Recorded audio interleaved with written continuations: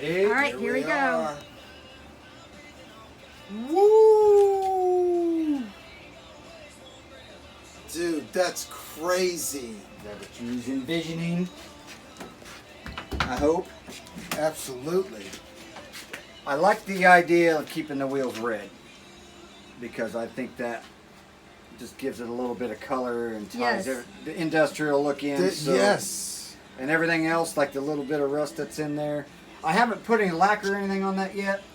Okay, All the wheels are cleaned up. So this will have a coat of lacquer on it or something to keep it from... Dude, well, that it shouldn't rust anymore or anything, but...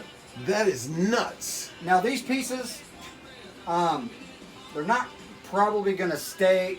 My idea is I think I'm going to put a screw in each corner with a little washer. Like a number 2 screw.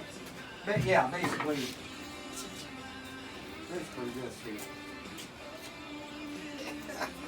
Basically like that. Look, what do you think about the hardware on that side? That just Oh, yeah. I don't know why I had them on. You know, I looked at a picture, and the picture had them on the inside of one of the carts, and then you sent me a picture that had them on the outside. So, I mean, you can use it either way. So the picture that when I did it originally, and I couldn't use the I-beams on the end because they weren't wide enough where the holes were for the wheels. Yeah. So Tommy, go through this just really quick and just kind of point out exactly, you know, what it is. Like the type of wood, the epoxy, all that type of stuff. Well, we use a solid black epoxy. We use carriage bolts for, you know, more of a look, but that's also sandwiching this piece, this faceplate to this I-beam. So it felt like squeezing it all together. These down here are more for just cosmetic look. These are actually just sitting in there because these are the two that those are the two that I had you bring to me. Oh, right. Right. So we'll put those in.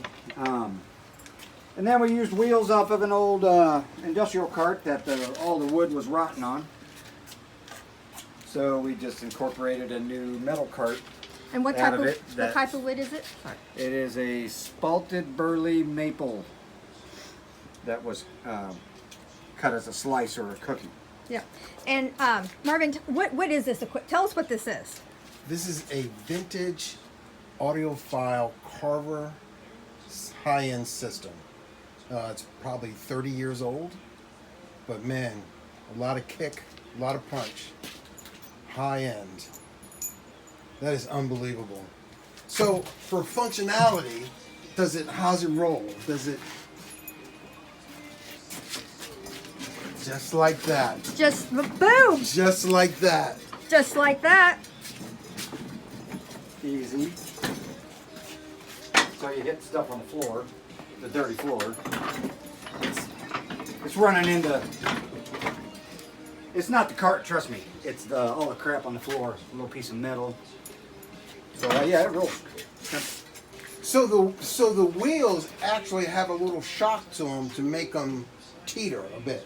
Yeah, I mean, there's really no way to avoid it because they move up and down. Right, inside. It's probably spring-loaded some kind of way. Well, they floated a little bit. Like I said, these carts originally wobbled. Right. And you know which was crazy. So, once you said that, I work. said, you know what? I remember maybe having a car like that and it teetered. Yeah, and I never did understand the concept of why they haven't teetered. But...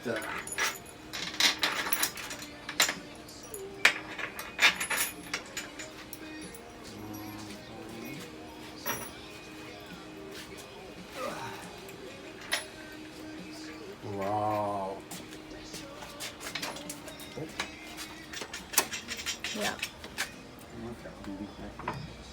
So this wood is very dry and very brittle, and so to make it stronger and also to really make the wood pop, we use black epoxy. There was a lot of cracks and stuff in it too. Yeah. That we had to fill. Yeah.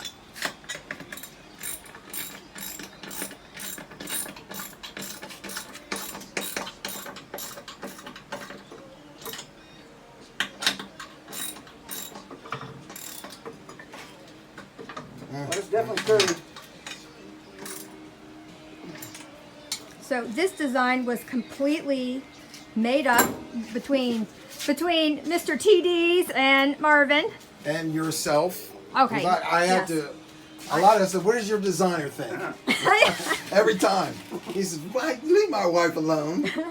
No, but you know, it was definitely a collaboration, and this is the type of thing, that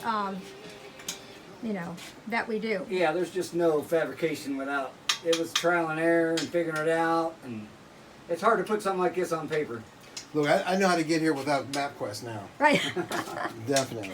And there was the traffic jam. So when I took Aberdeen, when I put in 2703, it took me left on, and then I went through this community